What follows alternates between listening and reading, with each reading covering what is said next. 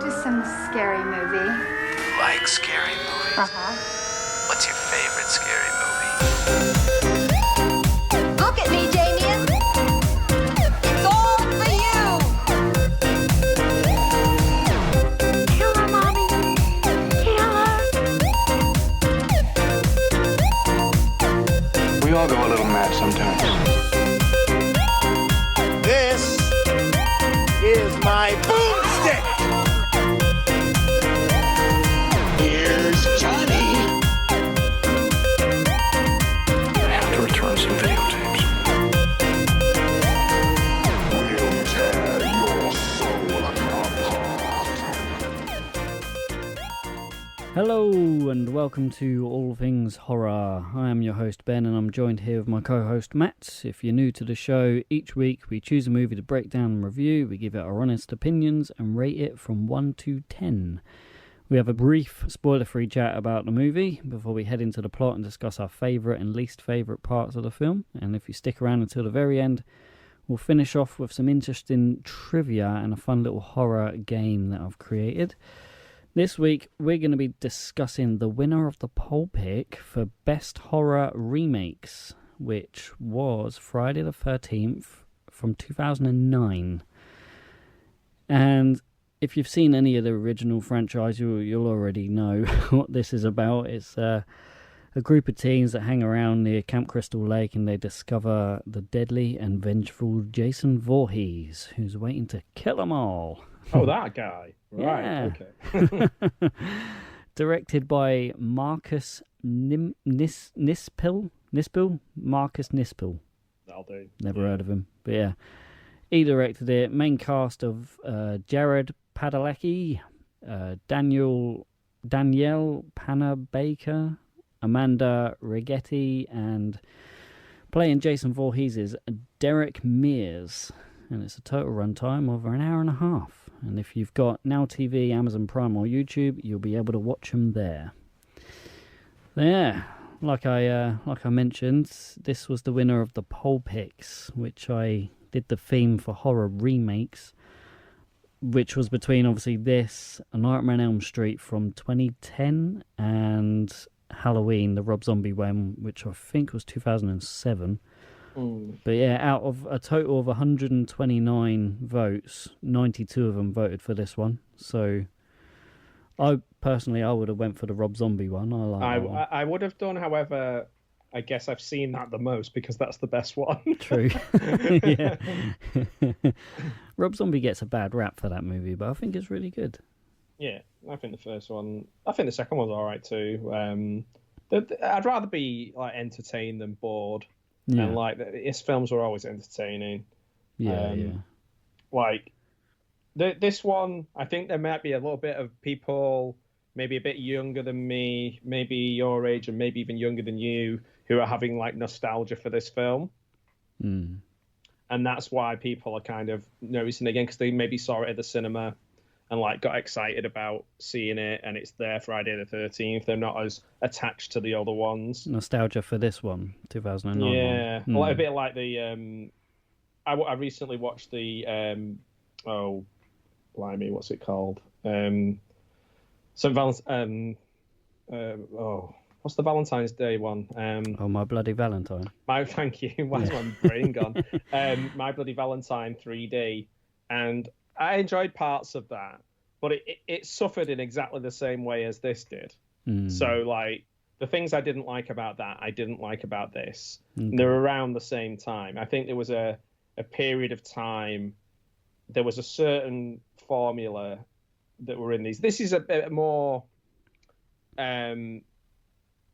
like, hardcore than, say, Wrong Turn or Final Destination, isn't it? Yeah.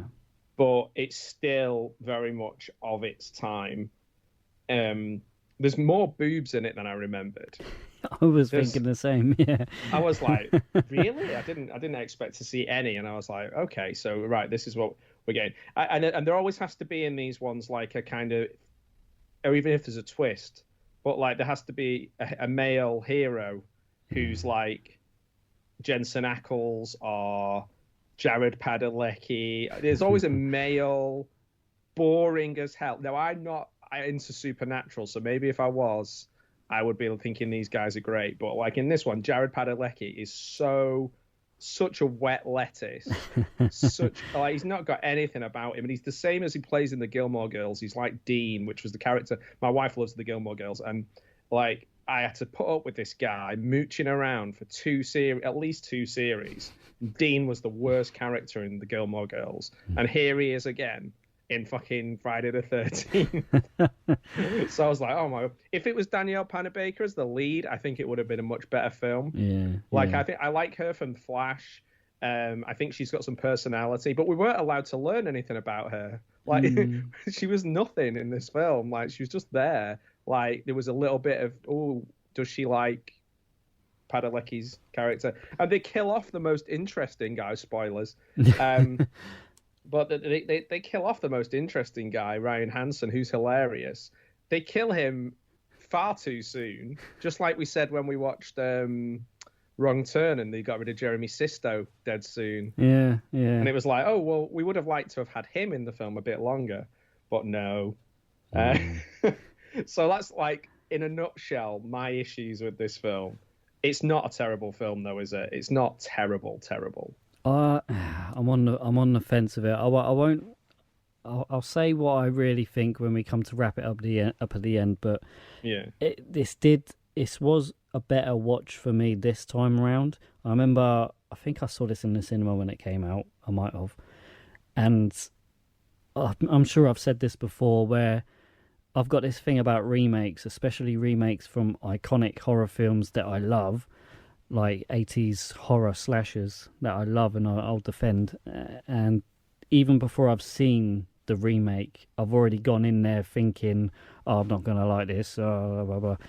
And I know when I watched it first time around, I did really pick at everything that was happening. Certain characters, certain plot holes. I don't know if there's plot holes, but little things that happen. And I don't think it's a spoiler because it says it in the trailer, but Jason can like run in this like he's an athlete. Like he's also like an expert like archer as well. Yeah, and he is jacked as well. Derek Mears, I mean, he's a big guy.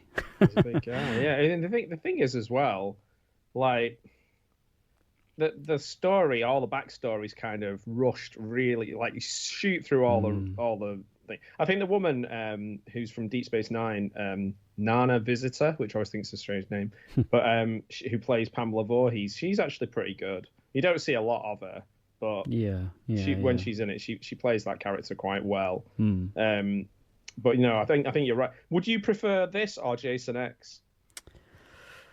Oh, that's a good question. You know where I stand with Jason. I know. I think I'm on board with you with Jason X. I really enjoy that. I know. Yeah. Jason X. Just because it's more fun. It is. Yeah. It's more fun. But that also gets a bad rap. I don't know which one. If you was to tie this and Jason X, I don't know which one would come out on top as an overall I don't know. Well, IMDb. Maybe I should do a poll pick right for that. In the middle, doesn't it? This like there'll be the people who absolutely love it and the people who absolutely hate it. Whereas I think with Jason X, it's maybe a bit like Halloween 3, where you've got like a certain real cult appeal, but yeah, it's not as loved as this. So if you look on the IMDb, Jason X is like 1 point below. Like Jason X is a 4.4 on IMDb. Right. And this is right around the 5s last time I looked. Oh yeah, so 5.5. Yeah, okay. I guess there's people. If we're using that as a metric, then I guess that's the one. That's the it's not quite as got its audience. I guess this is more mainstream. Jason X is a bit wacky. I saw Jason X on Halloween in the cinema, and a lot of people did not know how to take it, but I was having a great time from the beginning. Well, this has got quite an interesting kind of like story, because it's not like it's a straight remake of like the original film, because obviously Jason ain't in the original film. I don't know how much of what I'm going to say is spoilers, but I'm going to say it anyway. So if you're watching this, you've probably seen this film. Yeah, but this is actually like a remake of the first 4 Friday the 13th films all rolled into one, isn't it? Like there's certain bits that they've taken from all of them. Like obviously the first scene you see is like the final scene from the original with Pamela, and then like you first see Jason where he's got the burlap sack on his head. That's the second film, and then he finds the hockey mask. That's the third film, and there's little elements where he like jumps through a window and stuff. That's from the 4th film, I think. So it's kind of like the first 4 films all squashed into one. Yeah, in like just over an hour and a half. Yeah. It's a bit strange. It is a bit strange. I mean, it's cool. It's a good concept, but yeah, it's better. It's better than just remaking the first one. Yeah, definitely. Like shot for shot. Like say, a film that I really can't stand is like the when they did the remake of Psycho, Gus Van Sant's Psycho, and he did shot for shot the same film, but like with in color and with Vince Vaughn as Norman Bates. Oh yeah. And I was just like, I went to see that at cinema. I was just like, what's the fucking point of this? Like, I just couldn't see the purpose of it. I was like, we've already got a Psycho. You want to colorize it? Just like I could do that on like my phone. well, that's why I liked the Rob Zombie's Halloween, because that's completely different. It's not a straight remake. It's more of like an origin story. The first half of the film is him as a child, and you get to see how he becomes who he is. And so I thought that was really clever. Do you think people just like to see things that are familiar? Yeah, I think so. Yeah, but I mean, this did get a lot of negative reviews, but if you look at the box office, this made 92.7 million at the box office, and it only had a budget of 19, so it did extremely well. And I think it was actually the second highest grossing Friday the 13th film. I think the first one was Freddy vs. Jason, and then this one comes out second. Yeah, Freddy vs. Jason, I was surprised that like it was 2003. I thought it was later than that. 2003. Oh, yeah, I thought it was later than that. I didn't realise. Yeah. I mean, you got the benefit of that, even though I think it's probably got about the same sort of amount of love as this film. You've got the benefit of Robert Englund being in it. Yeah. So that's going to get you, people are going to watch it and return to it maybe because he's in it. I don't think I've ever asked you this, but what's your views like on films getting remade? Like when you hear there's a remake in the works and it's of a great iconic movie that you love, do you get excited for it, or does it kind of like annoy you? Because there's people that get really triggered when someone messes with something that they love, and they don't want it to be touched. I don't know. Do you know what? I think I flip flop with it because like you look at Suspiria is one of my favorite films of all time, and I know people tell me constantly the remake of it is different and amazing, like really, really good. But I've still not watched it, and even though I've had access to it for ages, I've just not watched it. And I don't know if it's because I just think, well, for me, Suspiria is a 10 out of 10 film. So this film's not going to be an 11 out of 10 film, so I'm just not going to watch it. But then on the other side of that, the Robert Eggers Nosferatu that's coming out, I'm a massive fan of Nosferatu. I can't wait to see the Robert Eggers Nosferatu. It looks like it's going to be great. Maybe that's different because it's an older character. If they were making like a really good, massive budget Dracula film or something, I'd be into it. I'm not sure. Yeah, I think I go back and forth. If I like something, I like to see a lot of it. So I'd happily see another Friday the 13th film if they can pull the finger out, or a TV. I'd rather see a film more than a series. Like I'm not a big fan of these limited series things. For some reason I had it in my head that the Beverly Hills Cop film that came out recently was a limited series, and I was telling everybody it was a limited series, and I was like, don't want to see it. And then when I found out it was a film, I was like, oh, cool, I'll watch it. So I don't know. I go back and forth. Yeah, this is definitely a film that I don't hate it, but I'd probably never watch it again after watching it for this. Yeah, me too. Yeah, I mean, I'm probably on the same as you. Growing up, I didn't really like the remakes, but as I'm getting older, I'm kind of warming up to them now. I think it was because most of the Stephen King films have been and are still getting remade. Yeah. And I think what would have been the first one? Probably It maybe might have been the first one that they remade. They're doing all of them now, like Pet Sematary and all that. Yeah, and he's very open to that, isn't he? Yeah, he, but he lets people make his films. But they're solid. They're solid remakes, and I think I really enjoyed that because I did like the original It, but when they did the remake of it in whenever it was, 2012, 13, whenever it was, that was actually brilliant. I really enjoyed that, and I was looking forward to seeing the Chapter 2 version of it, and then they went on to do Pet Sematary, and I know they've announced that they're going to do Salem's Lot, I think later on this year or maybe next year. Right. But so yeah, I am looking forward to that. But then on the other side of it, they're remaking The Crow, and The Crow, that's one of my favourite films, and I don't think that should be touched. In my opinion, I think that movie is great, and to mess with that, I don't know. I don't think any actor could do a better job than Brandon Lee. And I know they're getting Bill Skarsgård to play him, and he is an absolute terrific actor.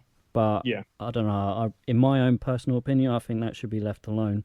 It looks a bit like from the trailer, and I know a lot of people who, like nearly everybody I know who is into horror, thinks it's going to be crap. But for, like the trailer, I was willing to give it a go, and then I watched it and I was like, this looks like Machine Gun Kelly. Like, it just looks like a video from Machine Gun Kelly. And I was like, trying to be like edgy. And I was like, no, thanks. It might just be a generation thing. Maybe there's some people who just think, oh, he looks so cool. Maybe. But like for me, yeah, it doesn't interest me very much at all. I don't know. Maybe it is. Maybe it's just not for me. Maybe that's what it is. Or maybe we'll find out, I guess, if people go and watch it, if it's for anyone. It might just be that nobody likes it, nobody wants to watch it. They just some of them, they just come out, they're in the cinema briefly, and then they completely disappear. Yeah. You know, you said about It. I saw the first It remake at the cinema, and I was really impressed with it. Never got round to watching the second one. Oh, really? Oh, yeah. Right. I saw it at the cinema with my little brother-in-law, and he was probably just about old enough to go and see it, and it scared the hell out of him. To see it. So yeah, it was fun. So it just, I guess it comes down to just, do they do a good job when they remake these things? Do they put some thought and care into it? Yeah. And then if they're successful, do they think, oh, we better do another one and just not put the same amount of care in? Yeah. Yeah, man. I mean, that's pretty much all I've really got to say before we jump into the spoilers. I mean, the only other thing I had was giving a little shout out to Sean S. Cunningham. He was on this one as well. He directed the original Friday the 13th, along with producing Jason Goes to Hell, Jason X, Freddy vs. Jason, and then this one. So he seems to have kind of kept his feet within the franchise. Yeah. So yeah, it's a shame that he seems like someone who's put his foot down over certain things in the past, but it just seems like a bit of a strange one that he didn't let them keep the things that were so iconic about the film. Like the music wasn't really very good. The some of the things true, like you say about the way Jason moves and acts, like some of the things that make a Friday the 13th, like the formula that makes a good Friday the 13th. It's straight. It's almost like he's just, his name is on it, but he hasn't really had any creative input as producer. Yeah, man. Unless there's anything else you wanted to add, I can hit that spoiler warning. No, that was it. I was just going to say about the music. Really, that was the thing. I was kind of disappointed with the music. Yeah, just could they have not got? I don't know. All right, let's hit into this plot line. Spoiler warning. Right, so the movie starts off surprisingly on Friday the 13th, 1980. A young Jason Voorhees watches as his mum, Pamela, is beheaded by a camp counselor who was trying to escape her murder spree around Camp Crystal Lake. Then, almost 30 years later, 5 friends arrive at Camp Crystal Lake, But they're greeted by Jason, who kills everyone except for Whitney, whom he captures, and she, I'm assuming she probably like resembles his mother. That's why he kept her. I didn't really understand that bit. Bit of a, what is it, Amy? Not Amy. Whitney. Yeah, but the girl who's like, no, Jason, stop it, and tries to trick him. Oh, yeah. I mean, the actress is Amy Steele, isn't it? I think it is Amy, yeah. I just can't think of who she played. Ginny. Oh, Ginny. Yeah. Yeah. I like Ginny. Ginny's a good character. Yeah. She's not in this film. No. Yeah. I mean, I'm not gonna lie. I know I'm skipping way ahead, but the intro to me is probably the best part of the movie. I feel like, to me, it's kind of like its own little short movie on its own. Yeah, it's true. I wonder if anyone's edited that and made it into like a little mini prequel. And I think I did read somewhere that obviously it's not until this bit, after he's killed everyone in the first bit, that's when the actual title credits pop up, Friday the 13th, and I read somewhere that was like the longest intro to a movie pre-title credits. I think it was like 25 minutes into the film, and that's when you get the title credit. Oh wow, just might as well leave it till the end. Yeah. Never even thought about that very much. Yeah, I don't know. I just feel like that was its own kind of little own movie, and they could have like maybe stuck with that and just kept running with that rather than jumping through all these characters and timelines and all kinds of stuff. But I'll probably be picking apart this film quite a lot. I'm not gonna lie. I mean, this may be a bit like really petty and stupid of me to say this, but like I said earlier, like when I first saw this in 2009, I had that attitude where I knew I weren't going to like it, and I was going in with that attitude of not liking it.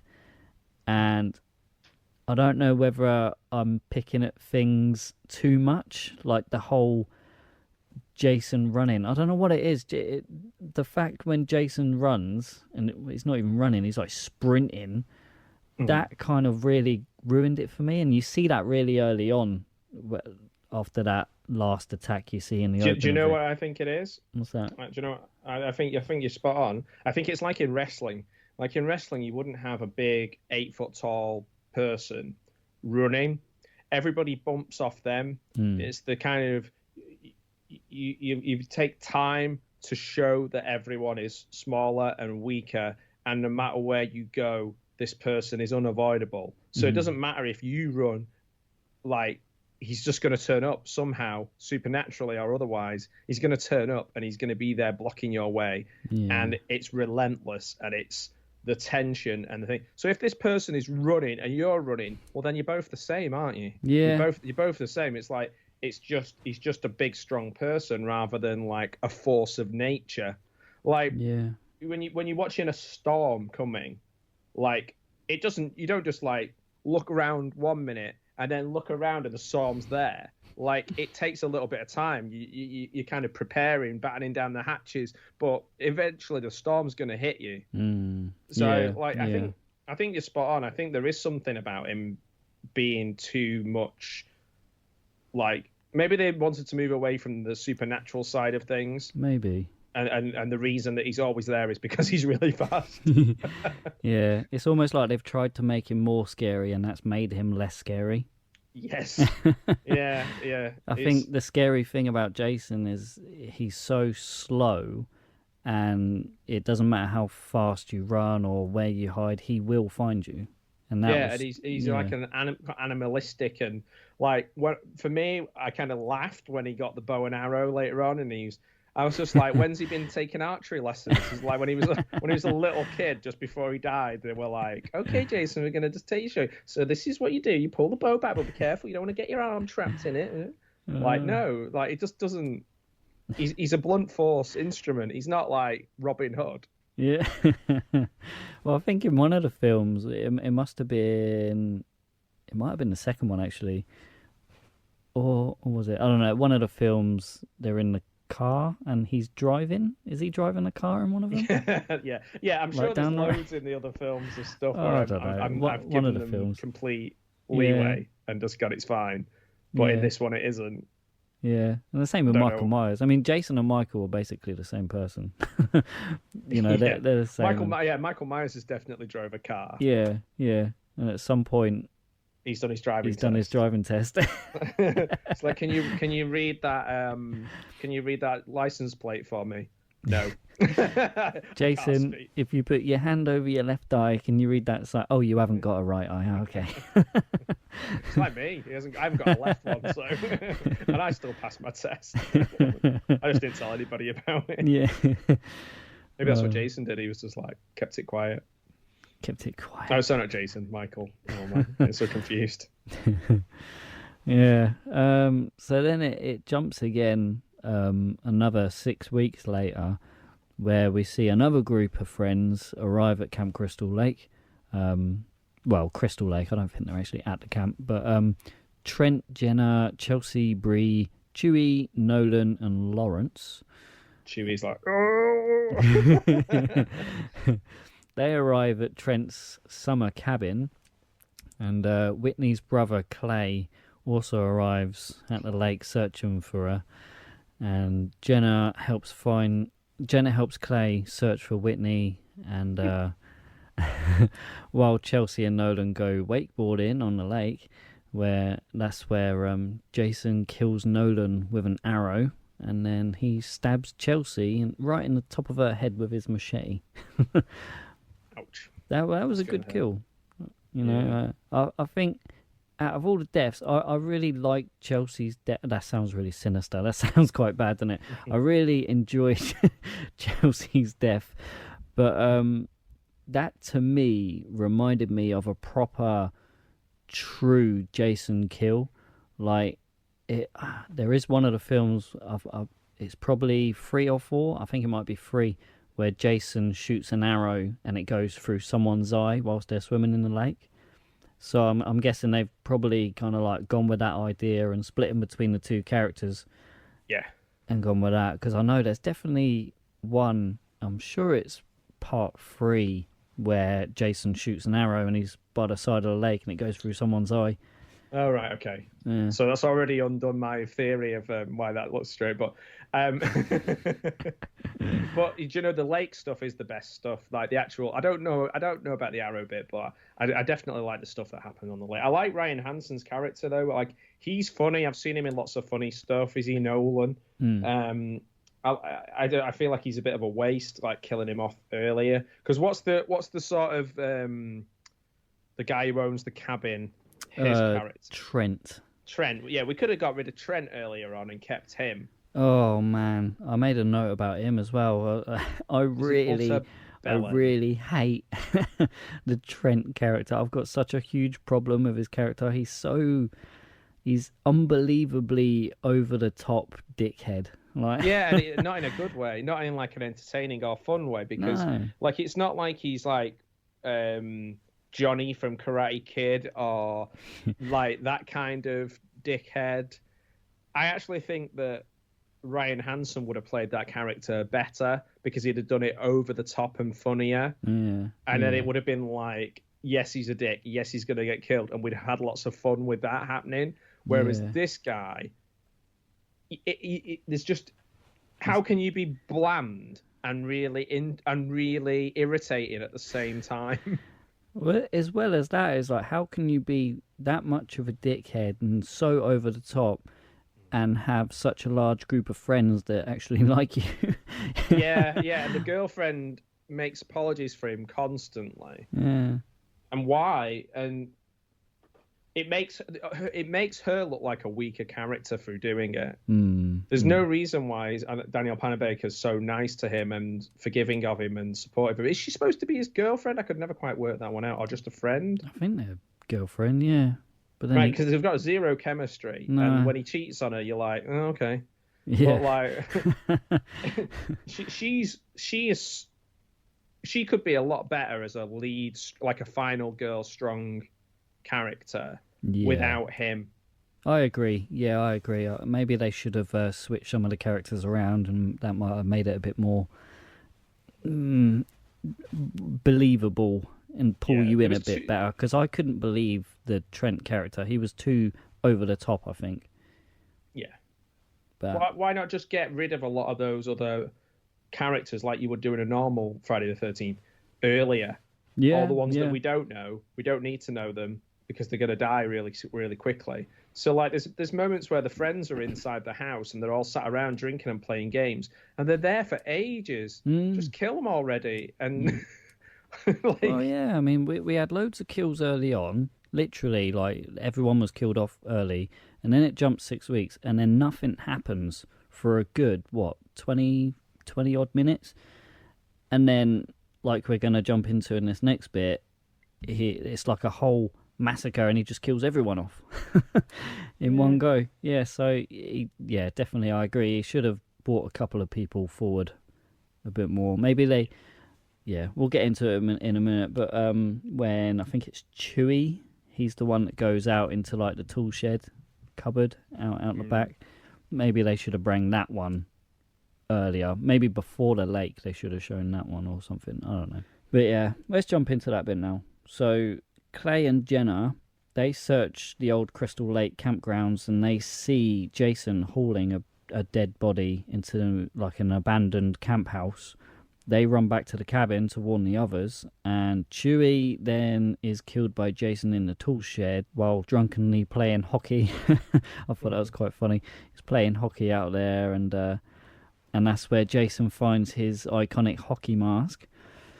Then Jenna and Clay arrive and call the police, and a policeman turns up and is literally immediately killed by Jason within a minute. Lawrence heads outside to search for Chewie, and Jason launches an axe right at his back, kills him. And then Jason kills the power to the cabin and gets inside and kills Bree. And then that leaves Trent, Clay, and Jenna, who escape the cabin, but then they get separated. And Trent finally gets killed by Jason. So yeah, literally everyone bar the final two. Yeah.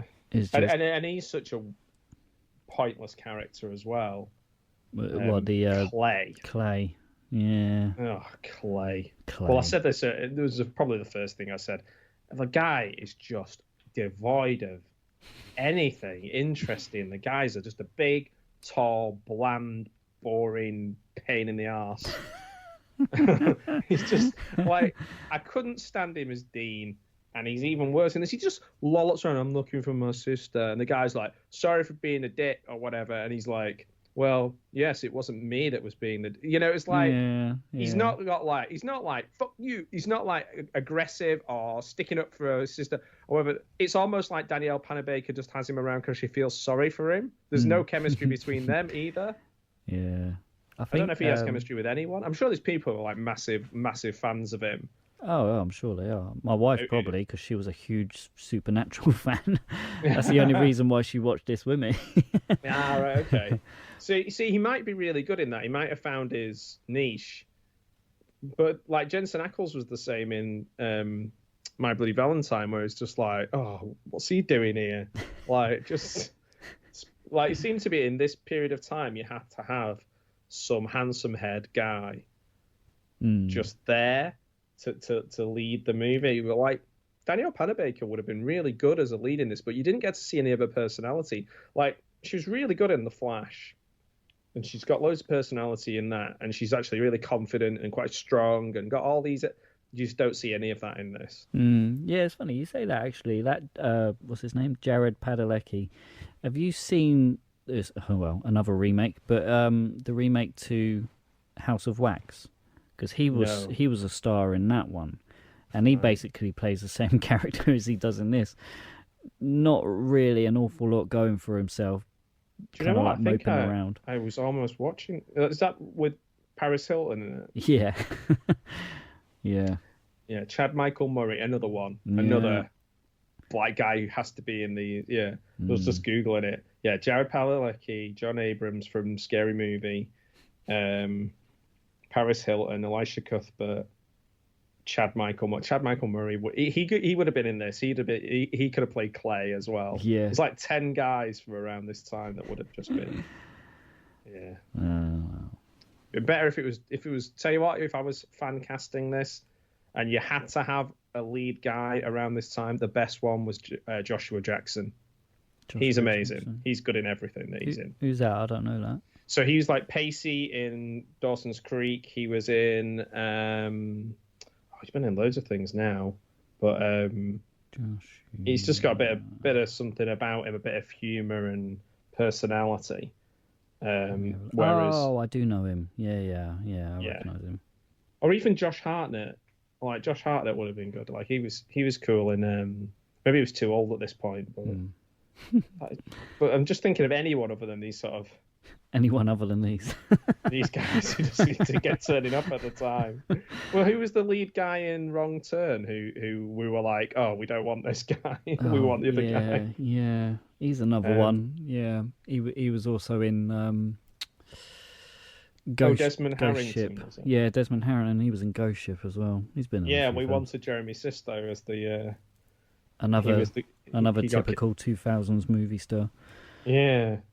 And like when we watch, having said that, we're not happy about anything. When we watch Final Destination, we're all like, "Why is Sean William Scott playing the dork and Kerr Smith is playing the jock?" Yeah, this is why I don't like 2000s horror movies.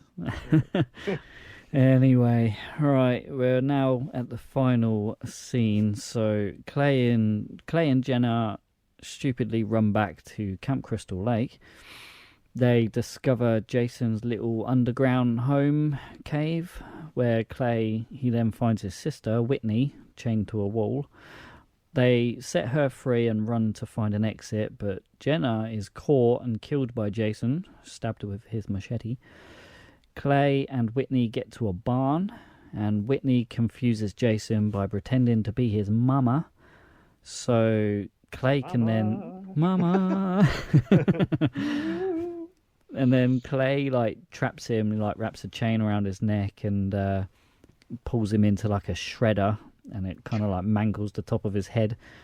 And the next day, I'm assuming they dragged him to the lake, and they dumped his body in the lake.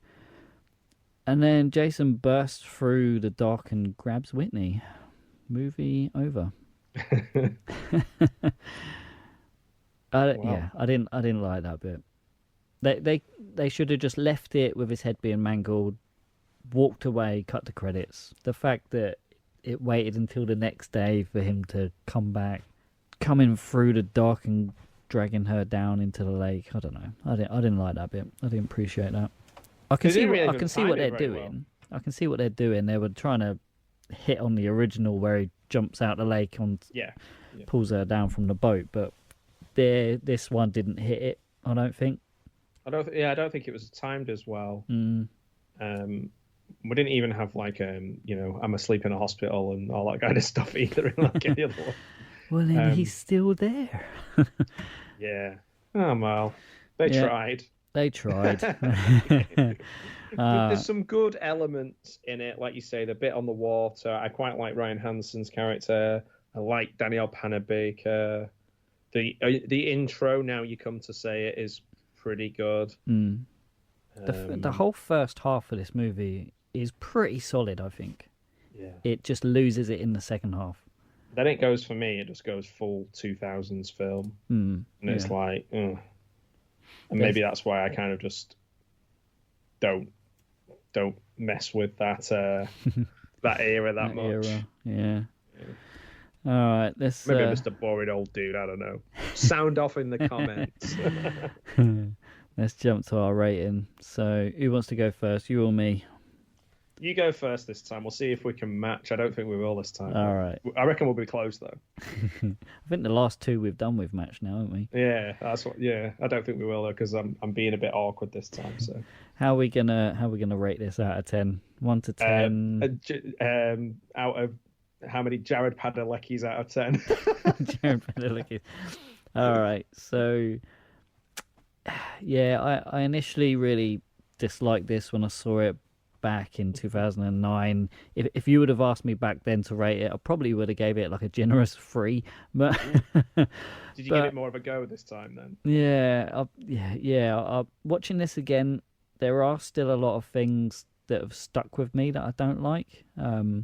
Like we've already said, like the character Trent, I really disliked him, and Jason keeping someone captive underground for 6 weeks unharmed. I thought that was a bit random and weird. But like, my biggest pet peeve is, and I know it's really petty, but the fact that Jason can run like an athlete. Jason's notorious for being a slow, silent killer, and that's what was so scary about him. So yeah, no matter how fast you go, he's always going to catch you. So that's kind of that out the window for this one. But yeah,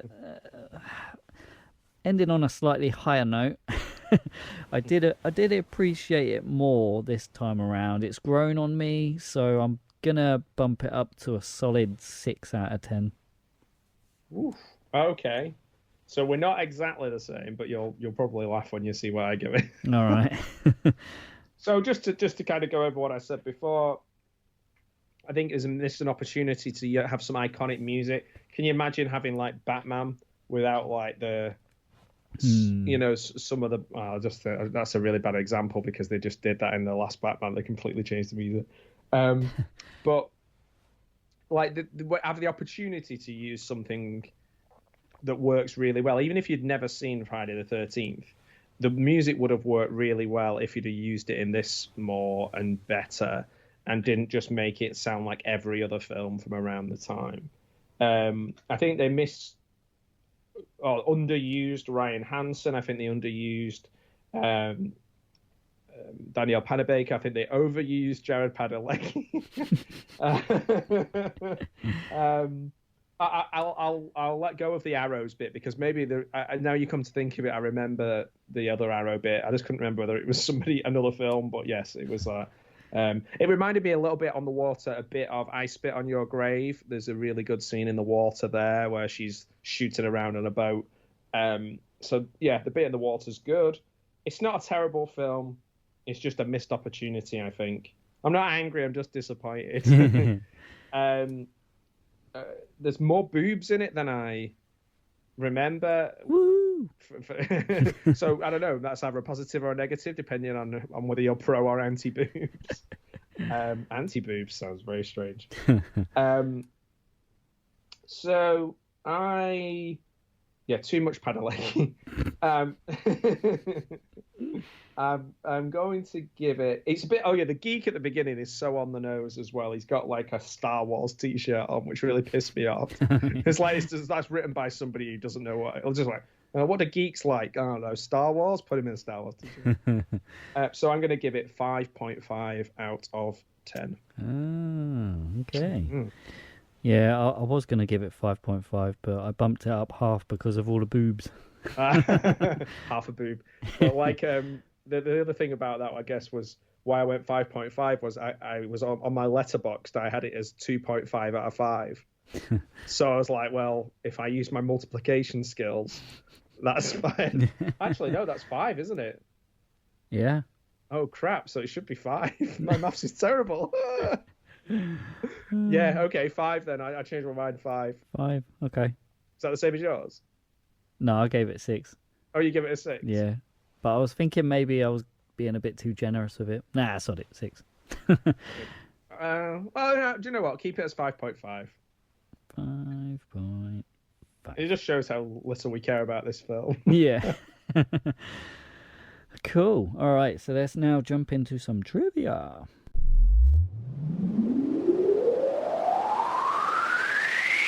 Trivia. Oh, yeah. So a few little Easter eggs were thrown into Jason's tunnel cave house thing that he'd built.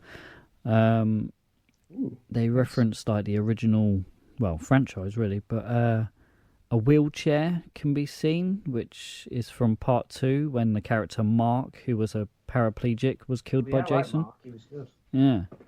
An old sweater can be seen, which is obviously Pamela Voorhees' one from the original, and one that I thought was pretty good was... Comfy. there's an old bicycle propped against the wall, which obviously belonged to Crazy Ralph. Crazy Ralph, your favourite? Oh yeah. Including the 2009 remake, Jason has killed around 200 people throughout the whole series. Ooh. It's good going. Well He's done. tired by now. No wonder he's had to work out and get healthier and faster and fitter. He's got a lot on. Ah, yes. We've kind of already spoke about this, but Jared Padalecki and Jensen Ackles are known for their starring roles in the show Supernatural. Whilst the show was on a hiatus in 2009, they both starred in horror remakes. Jared Padalecki obviously starring in this, Jensen Ackles starring in the 2009 remake of My Bloody Valentine. My Bloody Valentine. My Bloody Valentine. So he had a job and he just took somebody else's. Like, it's just for fuck's sake. Oh man.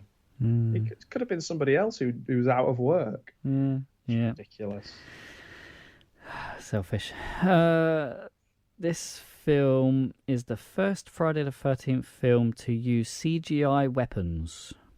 As some scenes were too risky to film with props that could easily break or injure someone. For example, Nolan gets the arrow through the eye. That was all CGI. CGI. Where's it? CGI. Oh, okay. CGI. It's too clever for me, that.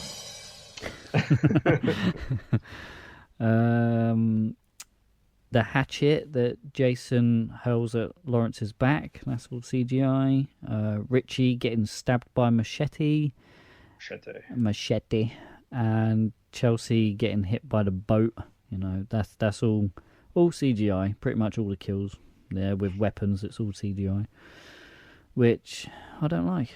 So. Which I don't like, so therefore it's rubbish. Yeah. No. And that's it, really. I mean, there's loads out there, but that's the only ones that I really found quite interesting. It was fun talking about it, though. I think in a way, sometimes it's fun, more fun sometimes talking about ones we hate. Yeah. Or not hate, but dislike. I'm sure there'll be more. Yes. There'll be more to come that we get. I'm yet to find one that we can both give a 1 out of 10 for. Yeah, it has to be pretty boring. It for has me. to be bad. For me. Yeah, I looking at my and not that this is every film I've ever seen in my life, but if I look at my letterboxd and I sort it by rating, I don't think I've ever. Oh, I've done it. Oh, Cats. Cats. Cats. Garbage Pail Kids movie I gave 1 star, but I also put that I loved it as well. Hellraiser Hellworld I gave 1 star. Yeah. Well, I guess that translates to what, 2 stars? 2 out of 10, I guess. Texas Chainsaw 3D I didn't like. Oh yeah, that wasn't very good. Leprechaun back to the Hood, not Leprechaun in the Hood, but Back to the Hood. That was got a 1 star. Happy Time Murders. Curse of Puppet Master. Yeah, there's a few. Men in Black International. But we're not going to watch the Men in Black International. That was an abomination. Amityville in Space. Amityville in Space I've not seen, but I bet it's great. Yeah, I'm sure it is. Can I give a recommendation for something for people to watch? Sure. So yesterday I watched for the first time a TV movie from 1972 called The Night Stalker, or Kolchak the Night Stalker. Oh yeah. And it's about a news reporter in Las Vegas who discovers some strange things when some people keep turning up murdered that nobody else believes. I don't want to ruin it, but it's free on. You can find it for free on YouTube. It was so popular as a one-off film that they ended up making a series out of it. So like Kolchak the Night Stalker. But yeah, it was pretty fun. Did you say that's a new thing or an old? It's thing? 1972. Oh, 72. Oh, right. Yeah, so even before me. All right, cool. Oh, and I watched Child's Play 3 yesterday as well. Ah. It's a different kid. It is. Yeah, it is. Okay, you ready for this week's game? Yeah. Sweet. Play a game.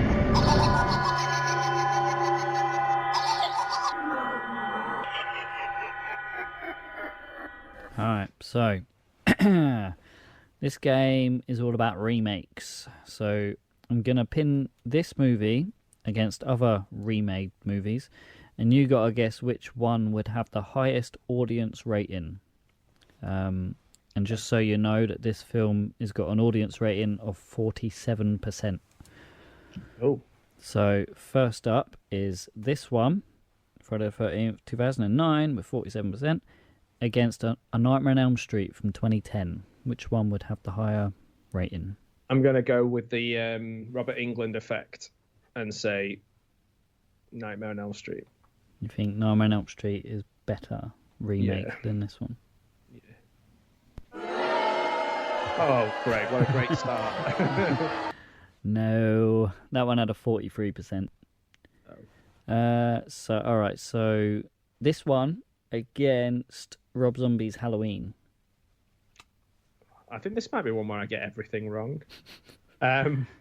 So I'm going to say Rob Zombie. Yeah. As it should. Okay, so this one against My Bloody Valentine. My Bloody Valentine. My Bloody Valentine, what, the original? No, they're all the remakes. So the 2009 right. My Bloody Valentine. Yeah. I'm going to go for My Bloody Valentine, but they're both about the same, really. There's if you go in scene by scene, you know when we talked about the scene in this where they're in the water being a good scene, like the scene with the little person and the woman in the motel is the best scene in My Bloody Valentine, like the only good scene in the film.